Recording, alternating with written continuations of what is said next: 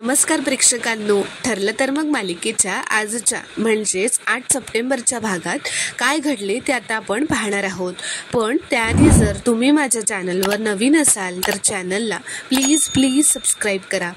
आता आपण पाहतो की अस्मिताच्या मागे महिपतची जी माणसं लागलेली असतात, तर आता अस्मिता घाबरून घरी पोहोचलेली असते. कारण ती माणसं अस्मिताचा पाठलाग करत घरापर्यंत आलेली असतात.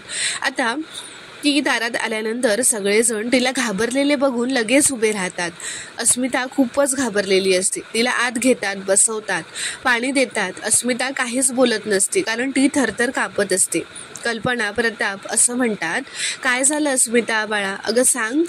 तर अस्मिता सगळा काही तिच्यासोबत जो घडलेला प्रकार असतो तो आता सांगते. तर आता अर्जुन त्या गुंडांना शोधायला बंगल्याच्या बाहेर जातो. पण आता तिथे कोणीच नसतं कारण बाहेरच एका झाडामागे ती गुंड लपून बसलेली असतात. अर्जुन आता तिथे कोणी नसल्यामुळे आत घरात येतो व असं म्हणतो की बाहेर तर कोणीच नाहीये. तर सायली म्हणते, अस्मिताताई घरी आल्या ना तेव्हा मला अनोळखी नंबरवरून कॉल येत होता. मला खात्री आहे की तो कॉल आणि ते गुंड महिपतचेच असणार. तर अर्जुन आता खूप चिडतो व म्हणतो, महिपत आता या लेवलला पोहोचलाय की तो आता मला नाही तर माझ्या फॅमिली मेंबर्सला टार्गेट करतोय. पण यापुढे त्याची हिंमत होणारच नाही. मी आत्ताच त्याची कंप्लेंट करतो आणि कमिशनर साहेबांशी मी स्वतः बोलतो. तर प्रताप आता अर्जुनला थांबवतो व असं म्हणतात, अर्जुन थांब. अरे तूच म्हणतोस ना की आपल्या हातात पुरावे नसतील तर आपण कुठलंही चुकीचं पाऊल उचलायचं नाही. तर आता सायली सुद्धा असंच म्हणते की मलाही तेच वाटतंय. पुराव्यांशिवाय आपण त्याची तक्रार नको करायला, नाहीतर तो सावध होईल आणि त्याचा राग वेगळ्या मार्गाने बाहेर काढेल. अस्मिता म्हणते, अर्जुन मला वाटतं हे प्रकरण आता नको आपण वाढवूयात. तर अर्जुन म्हणतो, हे प्रकरण आता वाढणारच आहे अस्मिता. मी आता रागाच्या भरात कोणतीही स्टेप घेत नाहीये. पण एकदा का महिपतला अटक झाली ना तेव्हा माझ्या हातात एवढे पुरावे असतील की तो सुटूच शकणार नाही. आता सायली म्हणते, मी कॉफी करते तुमच्यासाठी. तर अस्मिता म्हणते, नाही नको, आपण सायली डे सेलिब्रेट करतोय ना, मग तू काहीच करायचं नाहीयेस आज. तर आता सायली खूपच वैतागून असं म्हणते, बास करा तो सायली डे. मला ही या दिवसाची अशी आठवण नकोच आहे. अस्मिताताई, मी तुम्हाला हात जोडून विनंती करते, तुम्ही या अशा अवस्थेत कुठलाही धोका पत्करू नका. आणि जोपर्यंत आपण महिपतला तुरुंगात पाठवत नाही तोपर्यंत प्लीज घरातनं बाहेर पडू नका. तर आता अस्मिता उठून उभी राहते, सायली जवळ जाते व असं म्हणते, सायली अगं असं नाही चालणार ग. घरातल्यांनी तुझ्यासाठी एवढे प्लॅन्स केलेत, ते कॅन्सल झालेले मला नाही चालणार. तर सायली म्हणते, अहो ताई, आपण हे पुन्हा कधीतरी करूयात ना. तर अस्मिता म्हणते, नाही म्हणजे नाही, आणि जर सायली डे कॅन्सल होणार असेल तर मी चालले घरी. तर सायली तिला थांबवते व म्हणते, नाही प्लीज तुम्ही इथून कुठेही जाऊ नका. आपण सगळं तुम्हाला हवं तसं करूयात, तुमच्या मनासारखं होऊ देत, पण तुम्ही आता कुठेही बाहेर पडू नका. तर अस्मिता म्हणते, आता सगळी भीती विसरूयात आपण आणि एन्जॉय करूयात. आता इथे दुसरीकडे नागराज गाडी घेऊन महिपतच्या घरी आलेला असतो. तर त्याला बघायला त्याचा पाठलाग करत सुमन सुद्धा रिक्षाने त्याच्या मागे येते. नागराज महिपतच्या बंगल्यात आत जातो. सुमनला मात्र तो बंगला कोणाचा आहे हे माहीत नसतं. ती आता बाहेर आल्यानंतर असं म्हणते की कुठे आलेत हे आणि हे कोणाचं घर आहे एवढं मोठं. तर तेवढ्यातच तिथून एक माणूस चालत जात असतो. तर सुमन त्यांना थांबवते व विचारते, दादा हा कोणाचा बंगला आहे, तुम्हाला काही माहिती आहे का? तर तो माणूस असं म्हणतो, हा महिपत शिखरेचा बंगला आहे. तर आता हे ऐकून सुमनला खूपच धक्का बसलेला असतो. इथे दुसरीकडे प्रतिमा विचार करत बसलेली असते. रविराज असं म्हणतात, काय प्रतिमा, काय झालं, कसला विचार करतेस? प्रतिमा म्हणते, काही नाही हो, सुमनचाच विचार करते. मगाशी फळं आणायला जाते सांगून गेली आहे, अजून आलेली नाहीये. तुम्हाला माझ्यासारखंच तिच्या वागण्यात बदल नाही जाणवत का हो?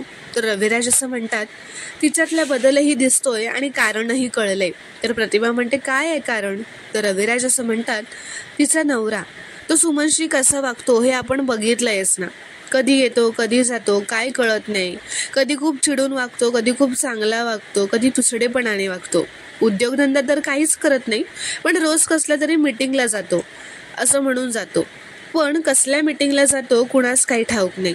आणि नागराजला मी आयुष्यभर पोसायला तयार आहे ग, पण सुमनला त्याची बायको म्हणून त्याचं हे असलं वागणं खटकत असणारच ना. तर आता हे ऐकून प्रतिमा असं म्हणते, तुम्हाला इतक्या वर्षांमध्ये कधी काही सांगितलंय का सुमनने? तर रविराज म्हणतात, अगं कधीच नाही. बिचारी नवऱ्याच्या विरोधात एक अक्षरही बोलणार नाही, पण तिला त्रास तर नक्कीच होत असणार ना. आणि प्रतिमा आता असं म्हणते की सुमनशी ना आपण एकदा शांतपणे बोलायला हवं. इथे दुसरीकडे सुभेदारांच्या घरात आता सगळेजण शांत आणि निराश होऊन बसलेले असतात, कारण अस्मितासोबत असं काही झालेलं असतं. आता अस्मिता ते सगळं बघते आणि कल्पना, प्रताप, विमल आणि अर्जुनला जवळ बोलावते व म्हणते, काय झालंय तुम्हा सगळ्यांना? असे काय करताय तुम्ही? घरात कोणीतरी गेल्यासारखं काय वातावरण आहे? तर कल्पना म्हणते, अगं अस्मिता, महिपतने जे केलं ना तुझ्यासोबत ते आम्हाला विसरताच येत नाहीये. तर अस्मिता आता असं म्हणते, आई, डॅड, महिपतला ना जर काही करायचं असतं तर त्याने मला आजच केलं असतं, पण मला वाटतं त्याला ना मला फक्त घाबरवायचं होतं. तर अर्जुन म्हणतो, मम्मा हो, मला पण असंच वाटतंय. महिपतने आपल्याला फक्त हूल दिली आहे, कारण त्याला माहिती आहे त्याने खरंच काही केलं तर तो मरेल. तर अस्मिता म्हणते, म्हणून तर तुम्ही असे चेहरे लटकवून बसू नकात. आज आपण सायली डे सेलिब्रेट करायचा ठरवलाय ना. तर आता इथे दुसरीकडे महिपतची जी माणसं असतात, 2 गुंड, ती आता महिपतच्या घरी जातात त्याला खबर द्यायला की साहेब तुमचं काम आता फत्ते झालेलं आहे. ती जी अस्मिता आहे ती खूपच घाबरली होती, तिचा आम्ही घरापर्यंत पाठलाग केलाय, थरथर कापत होती ती. तर महिपत हे ऐकून खुश होतो आणि म्हणतो, आता त्या अर्जुनला कळेल महिपत काय आहे ते. आता इथे दुसरीकडे अस्मिता, कल्पना आणि प्रताप सायलीजवळ येतात व कल्पना असं म्हणते, सायलीला जुन्या गोष्टींना उजाळा द्यायला खूप आवडतो.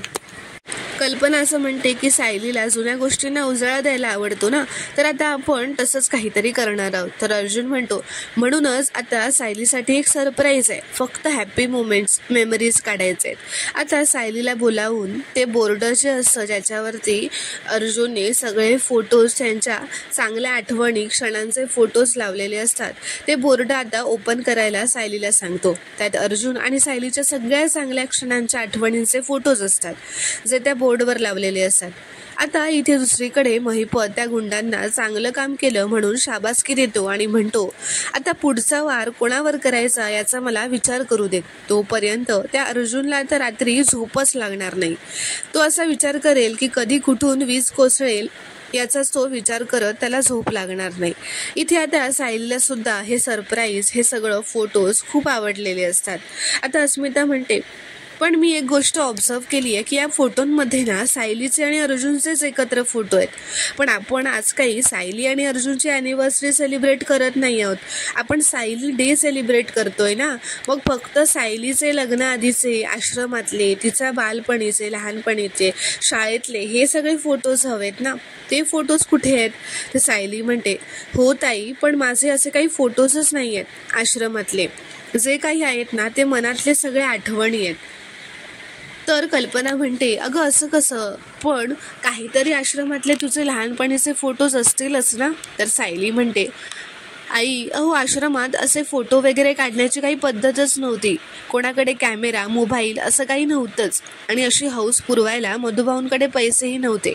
तर अस्मिता म्हणते, कमाल आहे तुझी, मी तर लहानपणीचे सगळे फोटो जपून ठेवलेत. इतकंच नव्हे तर माझ्या शाळेतल्या आयडी सुद्धा मी जपून ठेवलाय, कारण त्यावर सुद्धा माझा फोटो होता. तर प्रताप आता असं म्हणतात, अस्मिता, सगळ्यांचं बालपण तुझ्यासारखं नसतं हा. सगळ्याच मुली तुझ्यासारख्या स्वतःमध्ये मग्न नसतात लहानपणी. तर यावरून आता अर्जुनच्या मनात एक विचार येतो. तो असं म्हणतो की आश्रमात खरंच सायलीच्या बालपणीचा एखादा फोटो मिळेल का?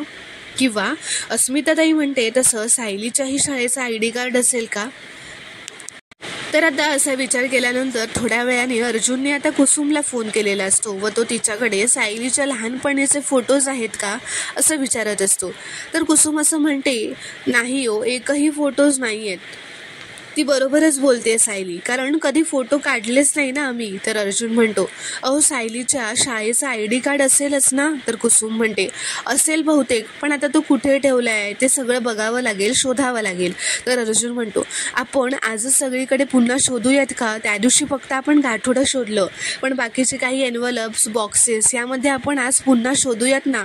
मला नक्की खात्री आहे की सायलीचं ID कार्ड तरी निदान मिळेलच आपल्याला. तुम्ही एक काम करता का? आश्रम आश्रमात येता का आता?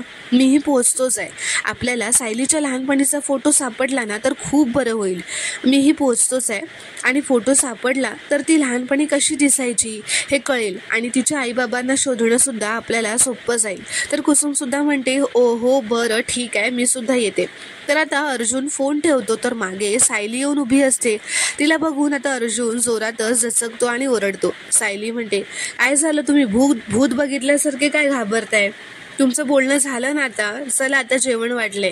तर अर्जुनला आता कळतं की नशीब सायलीने काही ऐकलेलं नाहीये. अर्जुन आता म्हणतो सायली मला ना एका अर्जंट मीटिंगला जायचं होतं ग. पण सायली आता पुन्हा चिडते, कारण मागच्या वेळी सुद्धा गणपतीच्या दिवशी अर्जुन अचानक मीटिंगला गेल्यामुळे सायली चिडलेली होती. तर सायली आता पुन्हा चिडणार असते त्याआधीच अर्जुनला कळतं. अर्जुन म्हणतो बरं ठीक आहे, आपण आधी जेवूयात मगच मी कुठे ते जातो. आपण सगळे एकत्र जेवायला बसूया. तर सायली सुद्धा खुश होते व म्हणते की हो नशीब माझं, चला आता जेवायला, असं म्हणत ते दोघेही आत जातात.